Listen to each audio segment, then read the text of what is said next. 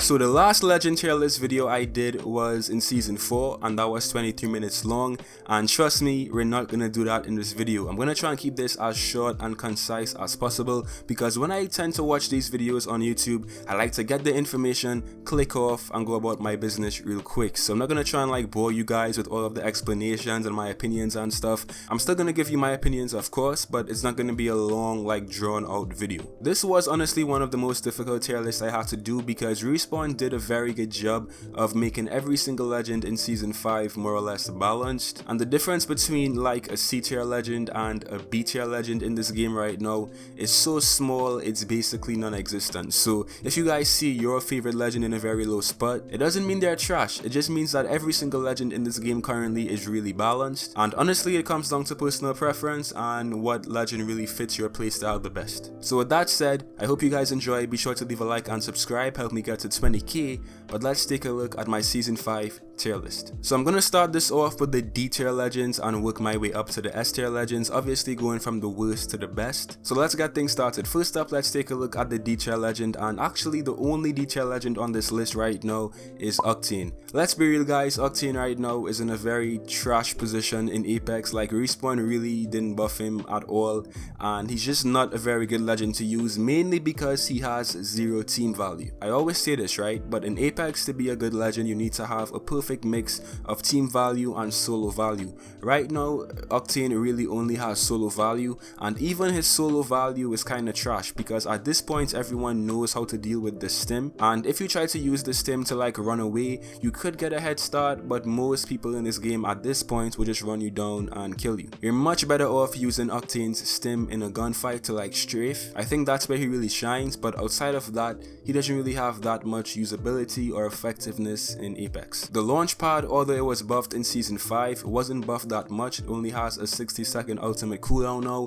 which is still a decent buff, but the ability itself just isn't that useful in Apex. You don't really see Octane being used in ranked. He's only like a pubs legend, and even in pubs right now he's still outclassed by so many other legends in the game. So I think we should honestly expect to see Octane on the bottom tier of every single tier list video in season 5 until Respawn buffs him, which hopefully will be very soon. Unfortunately Respawn did not have enough time to buff Octane in season 5, but when this buff does come I'll be back to update you guys and give you my full opinions on him. But right now I would say he's the worst legend in the game and he's the only D tier legend on my list. Alright, so moving on to the C tier legends. First up we have Lifeline. Now Lifeline to me is in a very funny spot because she has very good team value of course, but again I don't think she really has that much solo value, and this right here is the opposite of Octane. Yes, you can heal yourself with Lifeline's drone and that could be considered solo value, and yes you can also like drop a care package and get loot for yourself, but just in a straight up gunfight, unless you have cracked aim and you're just insane in Apex, so many other legends in this game have tactics to help them out in just straight up gunfights,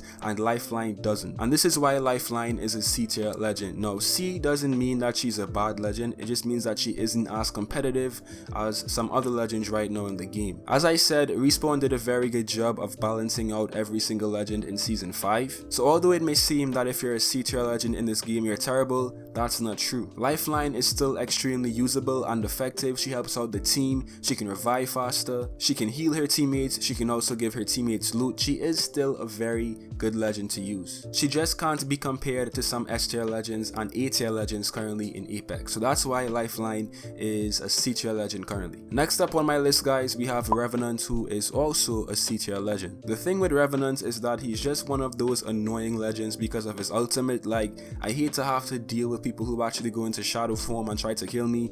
He's just annoying. He isn't really that good. He's just more of like a pest. Now most of Rev's effectiveness in my opinion comes from his movement, because obviously he can climb walls higher and he can crouch walk faster, and if you really know how to use him you can win so much gunfights because of your strafe. Like if you crouch strafe you can easily outgun people, and you can also sneak up on people and flank them as well if you know how to effectively use his his higher climb. So I would say his movement is really good, and because of his buff in season 4, his silence ability and his ultimate ability ability are both even more effective in game right now. I would honestly say that Revenant has a very high skill curve, because if you get good at him, you can be really good with him, but if you're not good, he's not going to be very effective in your hands. I think most people in this game don't know how to really effectively use his abilities. Like, they think that you have to like rush people and, you know, just like throw out all of your silence abilities everywhere. But I think if you use Revenant in a much more strategic way, like a lot more tactical, that's where you can really be effective with him. It's kind of sad because it's easier to use someone like Wraith or Gibby, or even someone like, I don't know,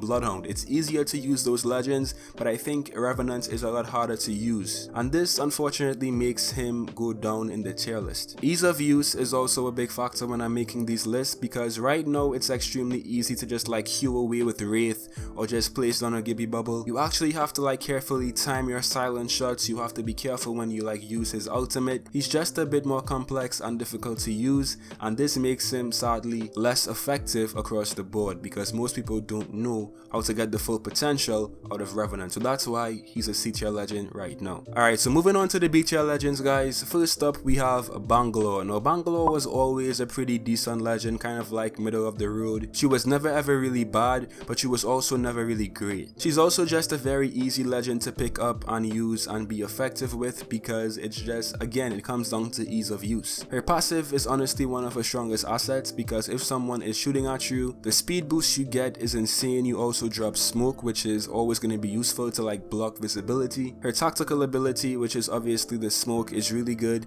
for trying to like revive teammates, trying to like respawn teammates at a beacon. So Bangalore overall is just a very effective, and she's a good legend to use right now in Apex. Her ultimate ability honestly isn't that good, but I don't think that that's where Bangalore shines. I think most of her effectiveness and usability comes out of her tactical ability and her passive. So that's why she's a B tier legend currently on my list. It's because of her ease of use and all of the advantages that come along with her passive and her tactical ability. Next up we have Crypto as a B tier legend, and Crypto has seen many buffs since he came in the game in season 3, and his overall power level, this isn't Dragon Ball Z, but his overall just effectiveness has gone way up since season 3. Obviously all of his abilities are tied in with his drone, and the thing with Crypto once again is that you have to be a good Crypto player to really make him effective. If you don't know how to use Crypto, because honestly Crypto requires a whole different kind of playstyle, you have to be a bit more laid back and allow your teams to like, you know, go forward, and if you can't accept that fact, then most likely you won't be a very good Crypto player. Crypto is a recon legend, so your whole role should be to like give your teammates information, to scan the environment, and honestly to get rid of Watson fences and the Watson ultimate. Now with that being said, Crypto could actually be really effective in ranked. I've seen some insane plays, I've seen some very good Crypto players out there, and his EMP is honestly one of his strongest points. If you time your EMP just right and you give your teammates useful information, as soon as you EMP the enemies, your teammates should rush in there and try to clean it up, and you also should not be that far behind as well, because one very big problem that most, I would say, bad Crypto players make is they always like to be somewhere really far away, like 10 million miles away using their drone, and that's not really how you want to play Crypto. You want to be not exactly in the same spot as the enemies, but you don't want to be too far behind your teammates as well. So once you find that balance and you really understand how to take full advantage of Crypto, then he could be a very dangerous legend in this game. So that's why he's a B tier legend as well. His only real downside is that when Crypto's drone has been destroyed, he's basically a dummy because he has 0 abilities. So that's really his biggest weakness. But again, if you find the balance and you learn how to play him, you should be fine, and Crypto should be a very good asset to any team. Alright, so next up as a B tier legend on this list, we have Bloodhound. Now Bloodhound again is one of those legends that has seen so many buffs, and he's now actually a very usable legend in Apex. Most of his effectiveness right now in game honestly comes from his tactical ability, and the range on this right now in game is insane. It's basically Crypto's drone but slightly better. When I'm playing with randoms in Apex, I love to see them using Bloodhound because he just gives so much information again to me, and someone who knows how to effectively use Bloodhound on a team is going to benefit the entire team in a huge way. Bloodhound is the perfect counter to like Bangalore or Caustic, because once he uses his tactical ability, all of that smoke, all of that gas doesn't matter because you can see right through it. You can see if enemies are trying to flank you, you can see if enemies are hiding, you can just see so much stuff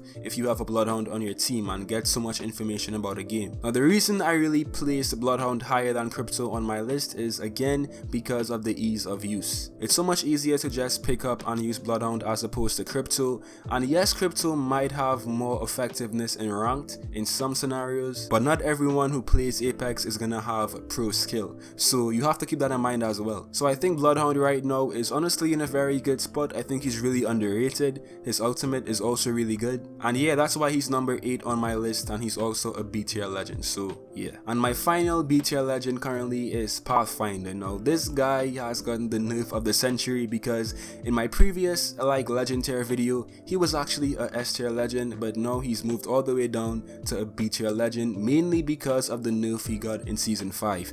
This nerf is so big to Pathfinder because his whole the whole point of using him, I mean besides knowing where the next ring is gonna be, but the main reason people actually use Pathfinder was because of his movement. He had the best movement in the game, but now because you obviously have a 35-second cooldown on his tactical ability, his movement honestly is nowhere effective as it once was. You actually have to be a lot more tactical now and really think about if you want to use his grapple. You can't just waste it, you can't just like make dumb mistakes, you have to think now, and it honestly makes his ease of use go all the way down. Now the reason he's still a B tier legend and he's so high as a B tier legend as well is because in ranked, the ability to actually scan the next ring and see where the next ring is going to be is always going to be very useful. And currently in game, Pathfinder is the only legend with this ability, so that's why he's still a very good choice for any ranked team. His zipline has also been untouched, so it's still in a very good place, but overall, just because of that one nerf in season 5,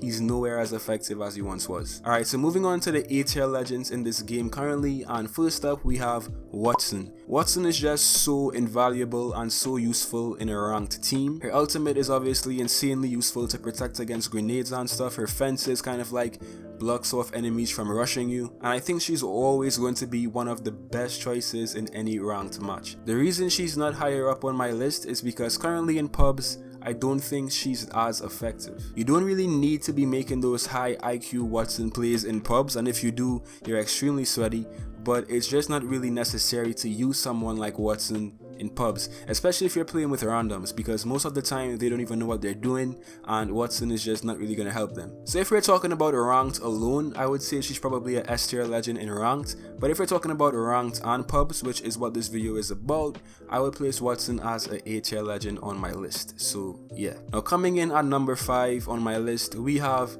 Mirage. Now I can't believe we live in a world where Mirage is higher up than Pathfinder on a tier list, but Respawn really did some crazy stuff in this season. Obviously Mirage got a complete rework, his abilities are completely different right now and they're actually very useful, especially in pubs. I've seen some insane Mirage plays, and who knows, right? Mirage's effectiveness could potentially slowly go down as everyone learns how to like deal with him and counter him, but right now in the current state of Apex, Mirage is one of the best legends in pubs. The ability to revive your teammates while being invisible, respawn your teammates at a beacon while being invisible. His ultimate is now extremely confusing if you actually know how to use it, and I would just say he's in a very good place right now. I'm happy I can finally say that Mirage is a A tier legend in Apex. Now I think if you come across really good players, for example in like, I don't know, in diamond lobbies or pred lobbies, I think everyone at that level of skill knows exactly how to counter Mirage and how to defeat him, so I don't think you'll be seeing Mirage in tournaments anytime soon. But generally right now, coming across an average Apex Legends player with an average skill level, I think Mirage is going to be very useful for the team, for himself. He's just overall a much more effective legend right now in game because of these season 5 buffs. So next up guys, we have Loba. Loba is obviously the brand new legend in season 5, and I think she is an A tier legend. Now let me just say this real quick. Loba's strength and her effectiveness in Apex comes from being very tactical and strategic. If you just play Loba aggressively and just rush into gunfights with her teleport, you most likely will die because that's not how she's meant to be played. I think her burglar's best friend ability, her teleport, should be used as a tool to better position yourself to win win gunfights. For example, right, you should be using that ability to get to high ground, to place yourself in a position where you have the advantage on an enemy team. Yes, you can use Loba's tactical ability to be aggressive and like push an enemy team, but you should only be doing that if someone is weak and you know for a fact you can actually win that gunfight. It's going to be much more effective to use this teleport to like flank someone or put yourself in a better situation to like win a gunfight. Her ultimate ability, Black Market Boutique, is also extremely useful, I think, because let's say you're in endgame, you're in a sticky situation but there's death boxes all over you and you can't really move because a team is like holding you, right? You can just use her ultimate ability, get that loot, help out your teammates as well, and it's just a very good ultimate to have. I think Loba in the game right now has a perfect blend of solo value and team value because her passive allows you to see epic and legendary loot, which obviously helps yourself. Her teleport also helps herself, but the Black Market Boutique is extremely useful for teammates. So that right there is why Loba is currently an A tier legend on my list. So the final A tier legend on my list is currently Caustic. The reason I think Caustic is so effective in Apex right now is because he is the only legend I think that has the ability to like completely stop aggressive legends in their tracks. His gas is extremely useful, not only for himself, but also for his teammates. With his recent buff in Season 5, teammates are also not slowed when they're in his gas, and this makes him even more useful. I personally hate to play against Caustic players because they're just so effective in like basically just stopping aggressive legends dead in their tracks because he has the ability to do so. I've seen him being used in ranked, he's also extremely good in pubs, and that's why right now he's currently an A tier legend in Apex. Now moving on to the S tier legends in Apex, and we only have 2 legends left. First up guys, we have Gibby. I don't think Gibby really needs that much introduction at this point. He's just overall a very solid legend in the game. He has his gun shield, he has fortified, he has his bubble. He's basically just the ultimate tanky legend in this game, and he also offers so much team value. If someone really knows how to effectively use Gibby, then he's gonna be very deadly. His team value comes from his bubble because he can revive teammates faster in his bubble. The bubble also protects his teammates and himself, and his solo value mainly comes from his gun shield as well as him having fortified. Gibby is also used a lot in ranked as well as pubs, and overall he's one of the best all-rounded legends in Apex currently, so that's why he's a S tier legend on my list. He did get a very small nerf in Season 5, I think his bubble was nerfed from like 18 seconds to 13 seconds maybe, and even with that nerf he's still extremely useful and still very effective. So yeah, Gibby is forever going to be very good unless Respawn really decides to nerf him and hit him really hard, but at least right now he's still a very effective legend in Apex. And the number one best legend currently in Apex, I think, is Wraith. Wraith, I think, is just a perfectly designed legend. She's extremely good in ranked and pubs. She's extremely hard to hit because she has low profile. Her Q is just so useful, and her portal is also one of the best ultimates in the game. Honestly guys, this right here is why Wraith is so good.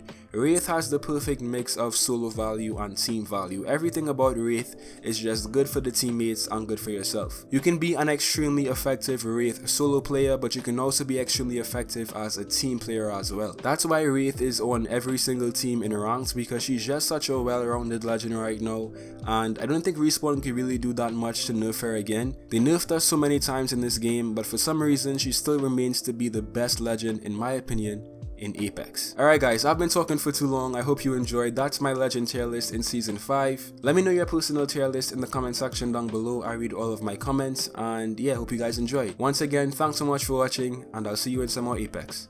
Till next time.